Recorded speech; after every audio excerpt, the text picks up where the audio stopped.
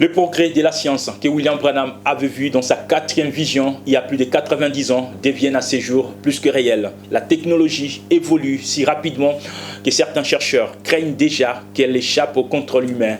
Aujourd'hui, grâce à l'intelligence artificielle, nous pouvons reproduire des comportements humains.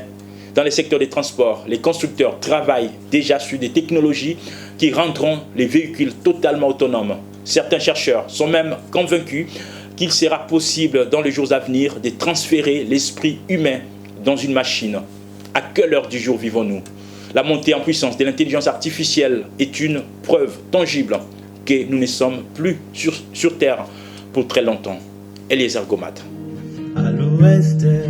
La Bible affirme dans le livre de Daniel 12, le verset 4, que la connaissance augmentera à la fin des temps. Cette écriture s'accomplit aujourd'hui sur Terre avec les avancées effrayantes de la science et de la technologie. À ce jour, l'ascension inquiétante de l'intelligence artificielle en est un exemple indéniable. Nous allons parler aujourd'hui de cette révolution qui s'apprête à transformer nos vies, celle de l'intelligence artificielle. L'intelligence artificielle, l'IA, est bien plus qu'un simple mot à la mode. Elle est en train de remodeler fondamentalement notre existence. Il est dit, la connaissance augmentera dans les derniers jours. We see the hour we're living. Nous voyons l'heure où nous vivons. Notice the conditions of the world, the condition of science.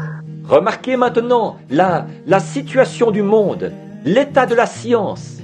And notice again, Certains chercheurs sont même persuadés qu'il serait possible désormais de transférer l'esprit humain dans une machine. Toute la science du monde ne pourrait pas arriver à fabriquer un brin d'herbe. Le saviez-vous?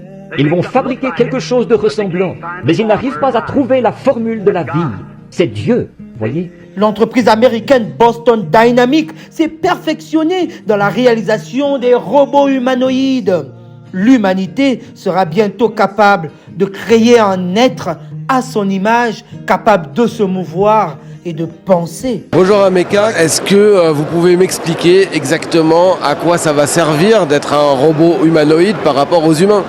On peut compléter les humains sur des tâches répétitives ou dangereuses et rendre l'IA plus accessible. Plutôt cool, non?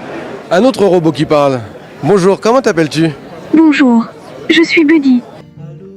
De son côté, Elon Musk, à travers